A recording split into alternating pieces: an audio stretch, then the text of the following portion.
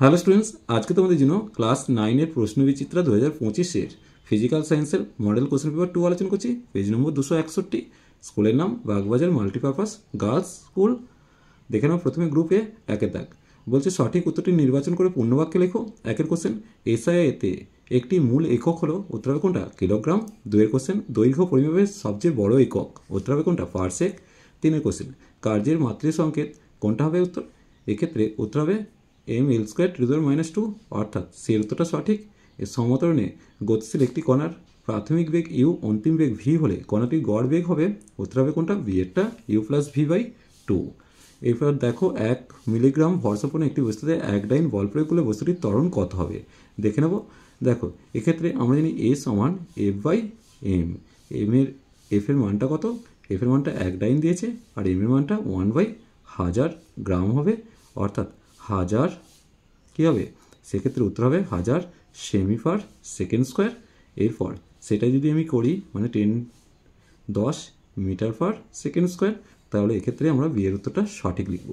এরপর দেখো আলফা কণা হলো, এখানে 4টে অপশনের মধ্যে প্রোটন হবে। একটি ত্রিযোজী ক্যাটায়নের ইলেকট্রন সংখ্যা 10 হলে মৌলটির পরমাণু ক্রমাঙ্ক।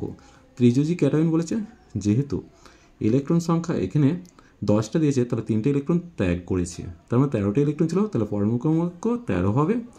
এরপর দেখো প্রদত্ত কোন পরমাণুতে একটি কক্ষপথ বর্তমান, উত্তর হবে হাইড্রোজেনের ক্ষেত্রে। এরপর গ্রুপ বিটা দেখে নেবো। দুয়ের দাগ নিচের প্রশ্নগুলি নির্দেশ মতো উত্তর দিতে বলেছে। একের কোশ্চেন সত্য বা মিথ্যা লেখো।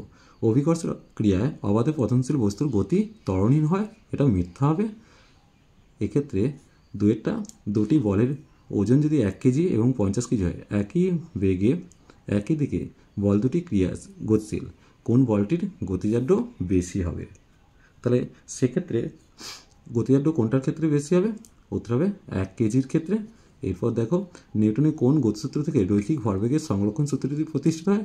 নিউটনের তৃতীয় গতিসূত্র। তাহলে আমি এখানে তৃতীয় গতিসূত্র কথাটা লিখে দিলাম। এরপর দেখো শূন্যস্থান পূরণ করতে বলেছে। ক্রিয়া প্রতিক্রিয়া পরস্পরকে ড্যাশ করতে পারে না, এটা কী হবে? আকর্ষণ করতে পারে না। এরপর দেখো সাধারণ স্কেলে লঘিষ্ঠ ধ্রুবকের মান কত? সাধারণ স্কেলে লঘিষ্ঠ ধ্রুবকের মান হচ্ছে, উত্তর হবে 0.1 মিমি।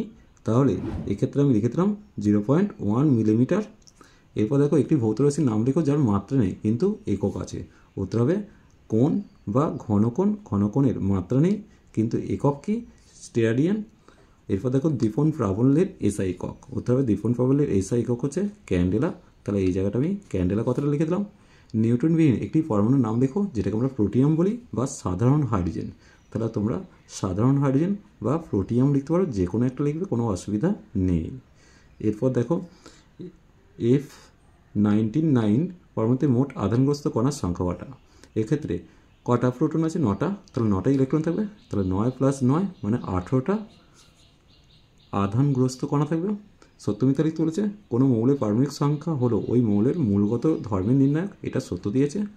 চলো আজ এই পর্যন্তই। নেক্সট ভিডিও নিয়ে খুব তাড়াতাড়ি হাজির হবো। ভিডিওটি ভালো লাগলে লাইক শেয়ার কমেন্ট করো, পারলে চ্যানেলটিকে সাবস্ক্রাইব করে নিও। চলো টাটা।